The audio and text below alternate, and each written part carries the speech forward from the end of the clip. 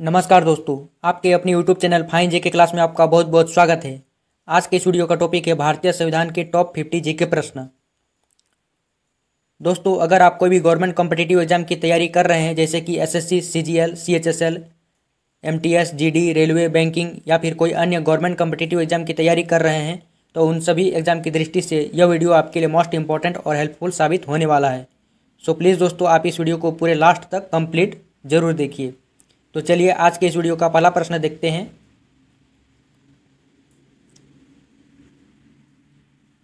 भारतीय संविधान का निर्माण करने वाली संविधान सभा का गठन कब किया गया था? तो इसका सही आंसर हो जाएगा ऑप्शन नंबर ए, जुलाई 1946 ईस्वी। भारतीय संविधान का निर्माण करने वाली संविधान सभा का गठन जुलाई 1946 ईस्वी में किया गया था।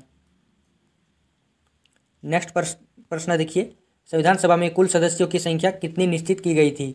तो इसका सही आंसर हो जाएगा ऑप्शन नंबर डी, 389।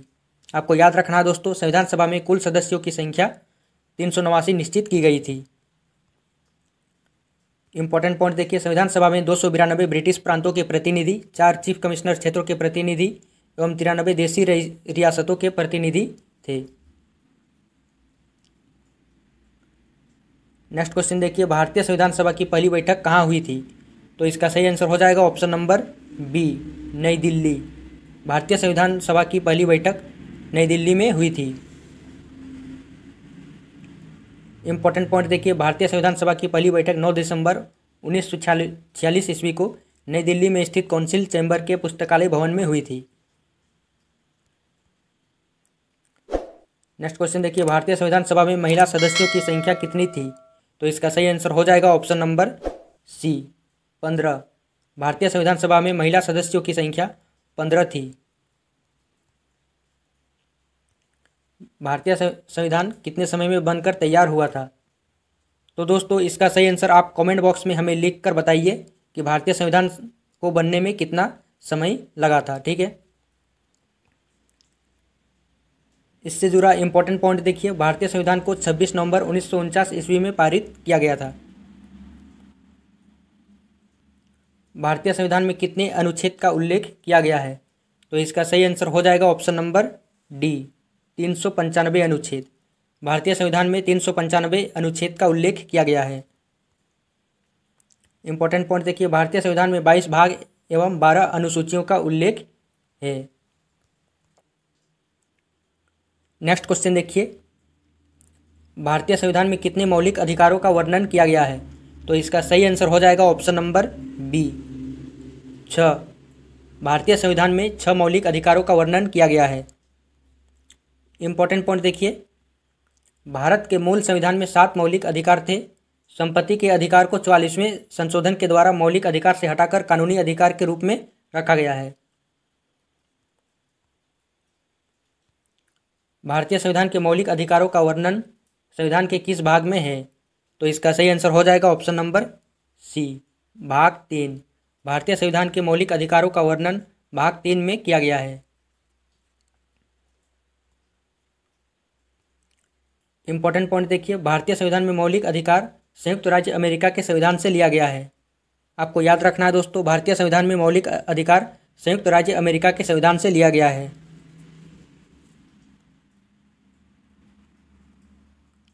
भारतीय संविधान में नागरिकता किस देश के संविधान से लिया गया है? तो इसका सही आंसर हो जाएगा ऑप्शन नंबर ए, ब्रिटेन। भारतीय संविधान में नागरिकता ब्रिटेन के संविधान से लिया गया है।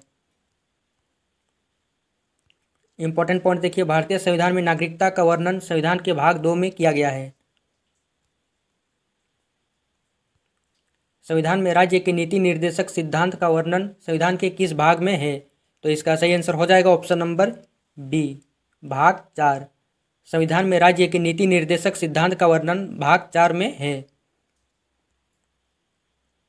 इंपॉर्टेंट पॉइंट देखिए, भारतीय संविधान में राज्य के नीति निर्देशक सिद्धांत आयरलैंड के संविधान से लिया गया है।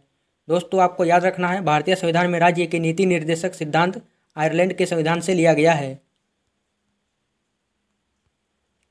भारतीय संविधान में मौलिक कर्तव्यों को कब जोड़ा गया था? तो इसका सही आंसर हो जाएगा ऑप्शन नंबर डी, 1976 ईस्वी में। आपको याद रखना है दोस्तों, भारतीय संविधान में मौलिक कर्तव्यों को 1976 ईस्वी में जोड़ा गया था।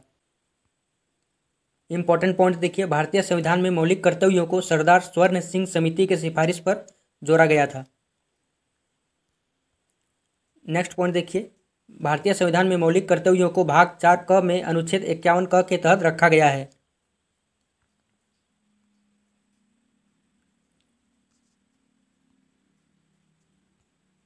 भारतीय संविधान में मौलिक कर्तव्यों को किस संविधान संशोधन के द्वारा जोड़ा गया है? तो इसका सही आंसर हो जाएगा ऑप्शन नंबर बी, 42वां संशोधन।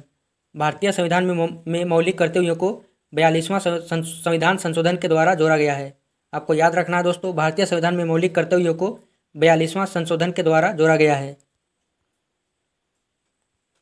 संविधान के किस अनुच्छेद के अंतर्गत भारतीय संघ की कार्यपालिका शक्ति राष्ट्रपति में निहित है?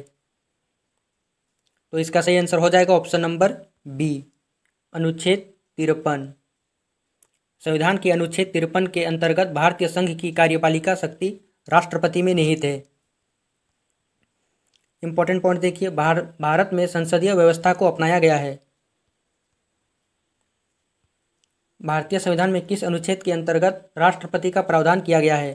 तो इसका सही आंसर हो जाएगा ऑप्शन नंबर ए, अनुच्छेद 52। भारतीय संविधान में अनुच्छेद 52 के अंतर्गत राष्ट्रपति का प्रावधान किया गया है।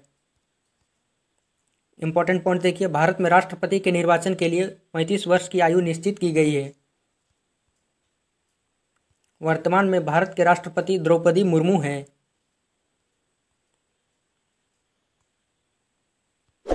राष्ट्रपति पर महाभियोग लगाने का प्रावधान संविधान के किस अनुच्छेद में है? तो इसका सही आंसर हो जाएगा ऑप्शन नंबर सी, अनुच्छेद 61। राष्ट्रपति पर महाभियोग लगाने का प्रावधान संविधान के अनुच्छेद 61 में है। इंपॉर्टेंट पॉइंट देखिए, भारतीय संविधान में राष्ट्रपति पर महाभियोग लगाने का प्रावधान संयुक्त राज्य अमेरिका के संविधान से लिया गया है। भारतीय संसद का उच्च सदन कौन सा है? तो इसका सही आंसर हो जाएगा ऑप्शन नंबर ए, राज्यसभा। भारतीय संसद का उच्च सदन राज्यसभा है। इंपॉर्टेंट पॉइंट देखिए, भारत में राज्यसभा सदस्यों की अधिकतम संख्या 250 निश्चित की गई है। भारत में उपराष्ट्रपति का प्रावधान किस देश के संविधान से लिया गया है? तो इसका सही आंसर हो जाएगा ऑप्शन नंबर बी, संयुक्त राज्य अमेरिका। भारत में उपराष्ट्रपति का प्रावधान संयुक्त राज्य अमेरिका के संविधान से लिया गया है। इंपॉर्टेंट पॉइंट देखिए, उपराष्ट्रपति का उल्लेख भारतीय संविधान के अनुच्छेद 63 में किया गया है। आपको याद रखना है दोस्तों, उपराष्ट्रपति का उल्लेख भारतीय संविधान के अनुच्छेद 63 में किया गया है। वर्तमान में भारत के उपराष्ट्रपति कौन है? तो इसका सही आंसर हो जाएगा option number C, Jagdeep Dhankhar. वर्तमान में भारत के उपराष्ट्रपति जगदीप धनखड़ हैं। इंपॉर्टेंट पॉइंट देखिए, भारत के प्रथम उपराष्ट्रपति डॉक्टर सर्वपल्ली राधाकृष्णन थे। भारत में प्रधानमंत्री की नियुक्ति कौन करता है? तो इसका सही आंसर हो जाएगा ऑप्शन नंबर ए, राष्ट्रपति। भारत में प्रधानमंत्री की नियुक्ति राष्ट्रपति करता है। भारत में सभी राज्यों के राज्यपाल की नियुक्ति राष्ट्रपति करता है। दोस्तों आपको याद रखना है, भारत में सभी राज्यों के राज्यपालों की नियुक्ति राष्ट्रपति ही करता है। भारतीय संसद का प्रथम सदन कौन सा है? तो इसका सही आंसर हो जाएगा ऑप्शन नंबर सी, लोकसभा। भारतीय संसद का प्रथम सदन लोकसभा है। इंपॉर्टेंट पॉइंट देखिए, वर्तमान में लोकसभा के अध्यक्ष ओम बिरला हैं। भारत में राज्यसभा का पदेन सभापति कौन होता है? तो इसका सही आंसर हो जाएगा ऑप्शन नंबर बी, उपराष्ट्रपति। भारत में राज्यसभा का पदेन सभापति उपराष्ट्रपति होता है।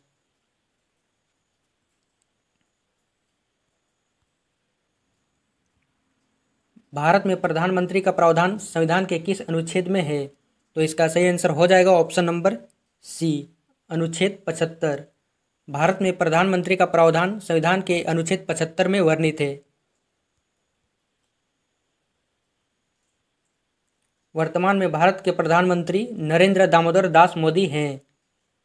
भारत के प्रथम प्रधानमंत्री पंडित जवाहरलाल नेहरू थे। भारत के मौलिक अधिकारों का वर्णन संविधान के किस अनुच्छेद में है? तो इसका सही आंसर हो जाएगा ऑप्शन नंबर डी, अनुच्छेद 36 से 51। अनुच्छेद 36 से 51 में मौलिक अधिकारों का वर्णन किया गया है। नेक्स्ट क्वेश्चन देखिए, भारतीय संविधान के किस भाग में प्रत्येक राज्य के लिए एक राज्यपाल का प्रावधान किया गया है? तो इसका सही आंसर हो जाएगा ऑप्शन नंबर बी, भाग 6। भारतीय संविधान के भाग 6 में प्रत्येक राज्य के लिए एक राज्यपाल का प्रावधान किया गया है।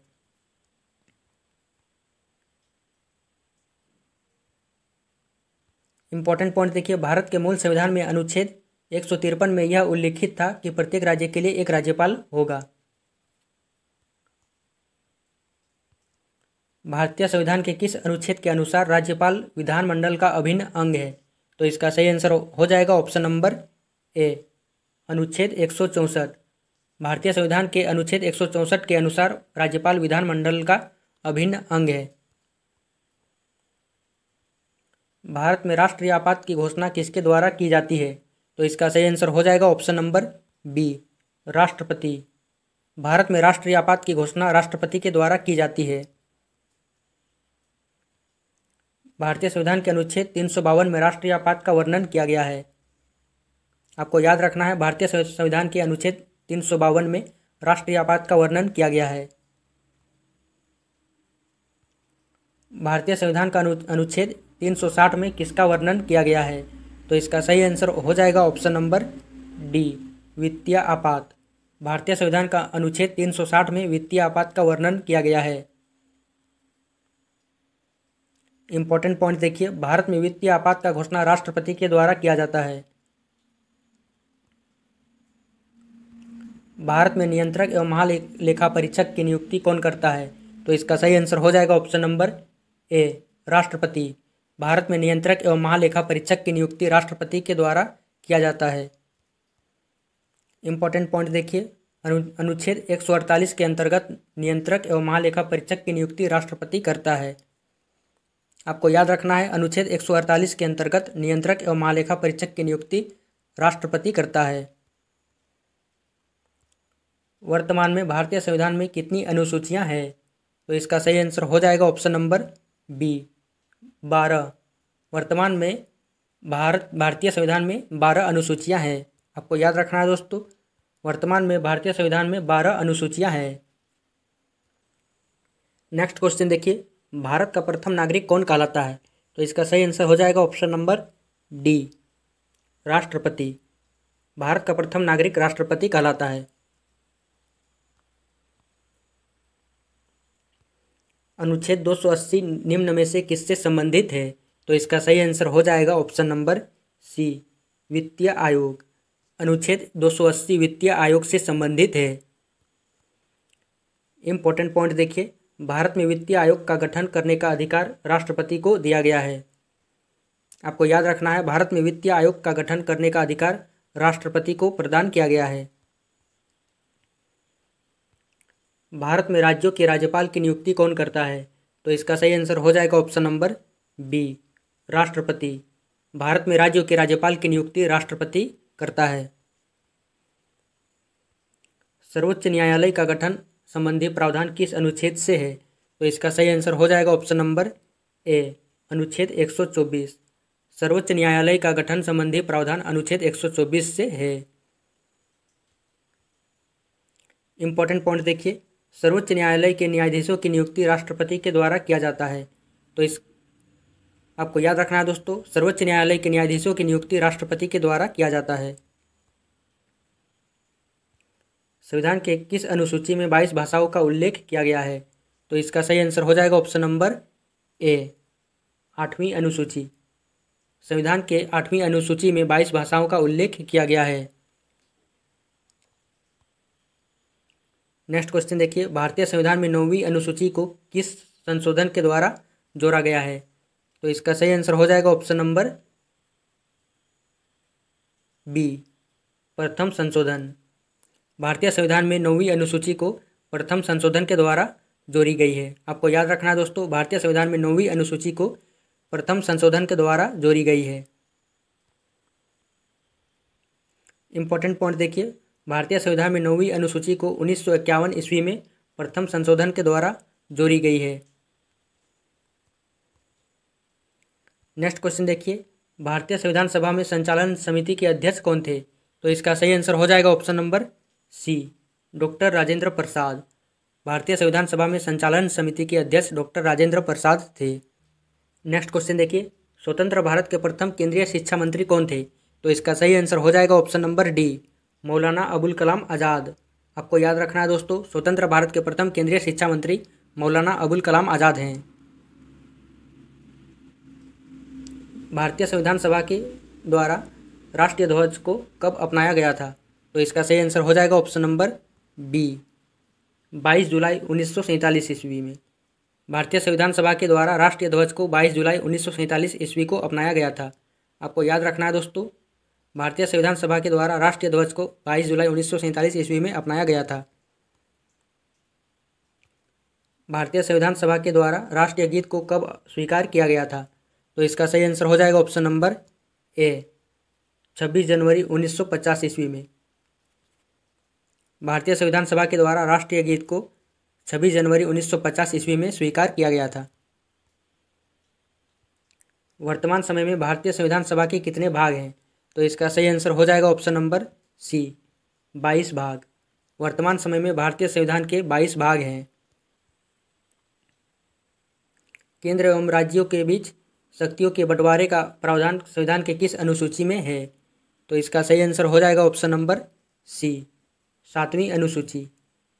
केंद्र एवं राज्यों के बीच शक्तियों के बंटवारे का प्रावधान संविधान के 7वीं अनुसूची में है। नेक्स्ट क्वेश्चन देखिए, विधानसभा में निर्वाचित होने के लिए कितनी आयु निश्चित की गई है? तो इसका सही आंसर हो जाएगा ऑप्शन नंबर ए, 25 वर्ष। विधानसभा में निर्वाचित होने के लिए 25 वर्ष की आयु निश्चित की गई है। इंपॉर्टेंट पॉइंट देखिए, विधानसभा का कार्यकाल 5 वर्ष के लिए होता है। भारत में संघ लोक सेवा आयोग के अध्यक्ष और सदस्यों की नियुक्ति कितने समय के लिए की जाती है? तो इसका सही आंसर हो जाएगा ऑप्शन नंबर सी, 6 वर्ष। भारत में संघ लोक सेवा आयोग के अध्यक्ष और सदस्यों की नियुक्ति 6 वर्ष के लिए की जाती है। इंपॉर्टेंट पॉइंट देखिए, संघ लोक सेवा आयोग के अध्यक्ष और सदस्यों की नियुक्ति राष्ट्रपति के द्वारा की जाती है। वर्तमान में संघ लोक सेवा आयोग के सदस्यों की संख्या 10 है। आपको याद रखना है दोस्तों, वर्तमान में संघ लोक सेवा आयोग के सदस्यों की संख्या 10 है।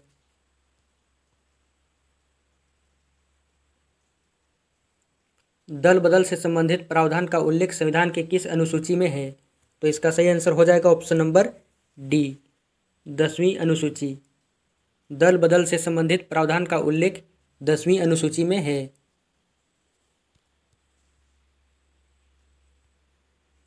संविधान के किस अनुच्छेद में स्वतंत्रता के अधिकार का वर्णन किया गया है? तो इसका सही आंसर हो जाएगा ऑप्शन नंबर बी, अनुच्छेद 19। संविधान के अनुच्छेद 19 में स्वतंत्रता के अधिकार का वर्णन किया गया है। इंपॉर्टेंट पॉइंट देखिए, भारतीय संविधान में 6 प्रकार के स्वतंत्रता का अधिकार का वर्णन किया गया है। सर्वोच्च न्यायालय एक अभिलेख न्यायालय है, यह कथन किस अनुच्छेद में है? तो इसका सही आंसर हो जाएगा ऑप्शन नंबर ए, अनुच्छेद 129। सर्वोच्च न्यायालय एक अभिलेख न्यायालय है, यह कथन अनुच्छेद 129 में है। भारतीय संविधान के किस अनुच्छेद में धन विधेयक को परिभाषित किया गया है? तो इसका सही आंसर हो जाएगा ऑप्शन नंबर सी, अनुच्छेद 110। भारतीय संविधान के अनुच्छेद 110 में धन विधेयक को परिभाषित किया गया है। नेक्स्ट क्वेश्चन देखिए, संविधान के किस अनुच्छेद में वित्त विधेयक को परिभाषित किया गया है? तो इसका सही आंसर हो जाएगा ऑप्शन नंबर डी, अनुच्छेद 112। संविधान के अनुच्छेद 112 में वित्त विधेयक को परिभाषित किया गया है। नेक्स्ट क्वेश्चन देखिए, संविधान के किस अनुच्छेद के तहत महान्यायवादी की नियुक्ति राष्ट्रपति के द्वारा की जाती है? तो इसका सही आंसर हो जाएगा ऑप्शन नंबर बी, अनुच्छेद 76। संविधान के अनुच्छेद 76 के तहत महान्यायवादी की नियुक्ति राष्ट्रपति के द्वारा की जाती है। नेक्स्ट क्वेश्चन देखिए, भारतीय संघ की कार्यपालिका शक्ति किसमें निहित होती है? तो इसका सही आंसर हो जाएगा ऑप्शन नंबर डी, राष्ट्रपति। भारतीय संघ की कार्यपालिका शक्ति राष्ट्रपति में निहित होती है। तो दोस्तों आज के इस वीडियो में बस इतना ही। मिलते हैं अब किसी दूसरे नेक्स्ट वीडियो में। यह वीडियो आपको कैसा लगा हमें कमेंट करके ज़रूर बताएं। अगर आपको किसी दूसरे टॉपिक में वीडियो चाहिए तो कमेंट करके आप हमें बताएं, हम उस टॉपिक पे वीडियो ज़रूर लाएंगे। दोस्तों आप कमेंट करके अपना राय ज़रूर दें। अगर आपको यह वीडियो अच्छा लगा, पसंद लगा तो वीडियो को एक लाइक ज़रूर करें और अधिक से अधिक शेयर करें। अगर आप हमारे इस चैनल में नए हैं तो चैनल को सब्सक्राइब भी ज़रूर करें। तो थैंक यू दोस्तों। जय हिंद, वंदे मातरम।